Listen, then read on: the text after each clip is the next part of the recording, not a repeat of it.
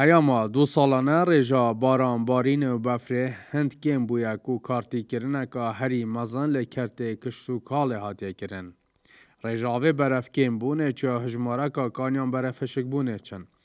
لسنور قضا آمیدیه جی عرده و گنجای بو کارن کشتو کالیاف عرده سالانه جلوی حوالاتیان دهاتا بکارینان با کشتو کاله بالام جبر که میا باران بارین و بفره هدی خیل دستاج کشتو کالیه بردن. افردو حوالاتیک و سالان اندریج ده بیاوه کار کشتوکالیه دا کار کریه. باسه مترسیا نبارینا بافرو بارانات کن لسرجم سکترن جیان تایبت کرته کشتوکالیه.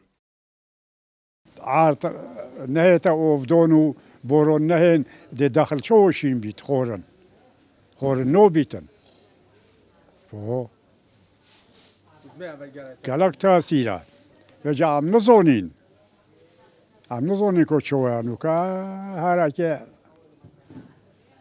نخویا همه نزونن او چند تأثیر و عادیه وی درآمد اوتیت ام پی خودون بید او نین او شو گله تحصیل زراعتی بید گله کو گله حتی نو که کسش زراعت نکریه چون عاده حشکه من زراعتی بچکن جو پشولو خوده او پیچید بید همو پشکیجی درآمد روکات. برپرس ریوبریا چاندن ل آمیدی دیار که کل سالا بوری رجا باران بارینه جه ای سال باشتر بو.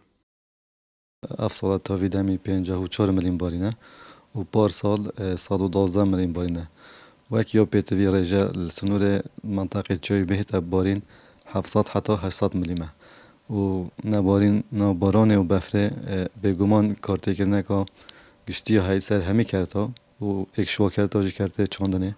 اگر باران نبارین و بفر نهاد بگمان رجا آویده کم بید و جوتیار بدست های نشن کار خوب بکن.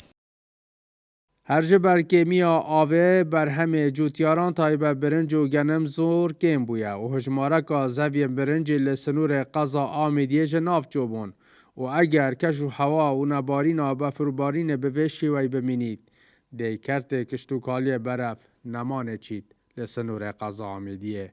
اسام عبدالرحمن با دینان آمیدیه